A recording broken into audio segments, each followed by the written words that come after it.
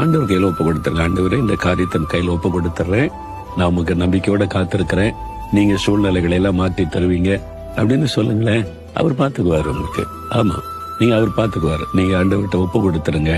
நான் தீமைக்கு தீமை செய்ய மாட்டேன், நான் அதை உங்களுடைய கரத்துல ஒப்பு கொடுத்துறேன்னு சொல்லுங்க. கர்த்தர் பார்த்துக் கொள்ளுவார். சொல்றீங்களா ஆண்டவர்கிட்ட?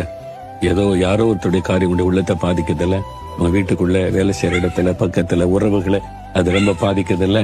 அதனால உங்களுடைய மனசுல என்ன உண்டாது? வைராக்கியம் உண்டாகுது, கசப்பு உண்டாகுது, ஏதாவது பண்ணிடணும் பல்ல கடிக்கிறீங்க, செய்றீங்களா? வேண்டாம். ஆண்டவரே, அந்த இறுதியுமே எனக்கு வேண்டாம். பள்ளிக்கு பழி வாங்குற இருதயம், தீமைக்கு தீமை செய்யற இறுதி எனக்கு வேண்டாம். அதை எடுத்து போடுங்கன்னு ஜெபிச்சிருங்க. நம்பிக்கையோட காத்துருங்க. கர்த்தர் உங்களை பார்த்துக் கொள்வார், ரட்சிப்பார். சரியா? ஆண்டவரே, என்னோட நீங்க பேசுறீங்க, என்கிட்ட பேசிக்கிட்டு இருக்கிறீங்க, நன்றி. நான் தீமைக்கு தீமை செய்ய மாட்டேன், பள்ளிக்கு பழி வாங்க மாட்டேன். அந்த மாதிரி இருதயத்தை எனக்கு தாங்க.